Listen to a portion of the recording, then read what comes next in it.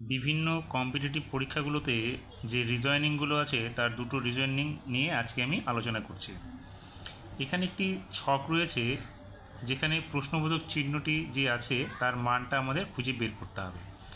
তাহলে এখানে আমরা দেখো এখানে আছে কত 2, এখানে 5, এখানে 7।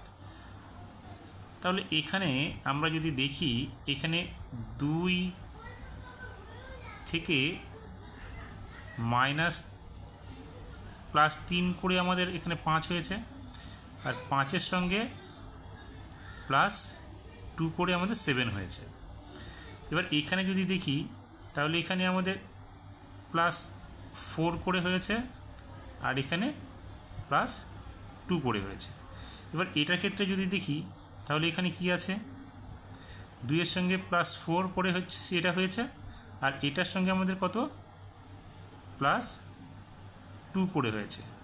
তাহলে এটার ক্ষেত্রে কি হবে, দেখো আমরা যদি প্রথমটাকে এখানে দেখো 4 + 2, তাহলে 4, এখানে দেখো +4 + 2, তাহলে এই লাইনটার সঙ্গে আমাদের এই লাইনটার মিল আছে।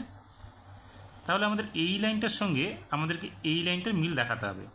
তাহলে আমাদের কি হবে, এখানে +3, দেখো এখানেও +3 হয়েছে, 1-এর সঙ্গে +3 করে 4 হয়েছে। তাহলে এখানে আমাদের কি হবে, +2 করে এটা হবে। তাহলে এখানে +2 করে দিচ্ছি আমরা। তাহলে 4-এর সঙ্গে +2 করলে কত হবে, 6 হবে। তার মানে আমাদের উত্তরটা হবে এখানে 6। পরেরটাতে দেখো এখানে আছে 2, 3, এখানে আছে 8, এখানে 5, নাম্বারটা কত আছে 2, 3, 5, 8।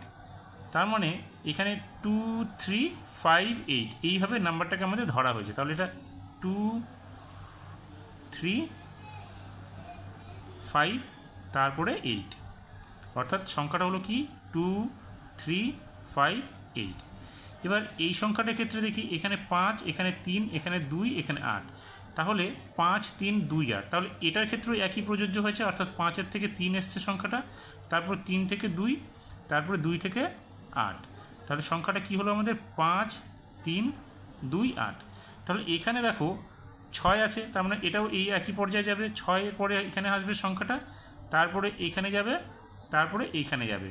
তাহলে আমাদের সংখ্যাটা কত আছে দেখো 6, 7, 2, 8।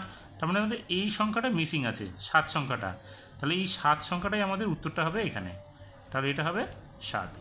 এইভাবে আমাদের যে বিভিন্ন পরীক্ষাগুলোর রিজয়নিংগুলো যে আছে সেই রিজয়নিংগুলোর সমাধান করতে হবে।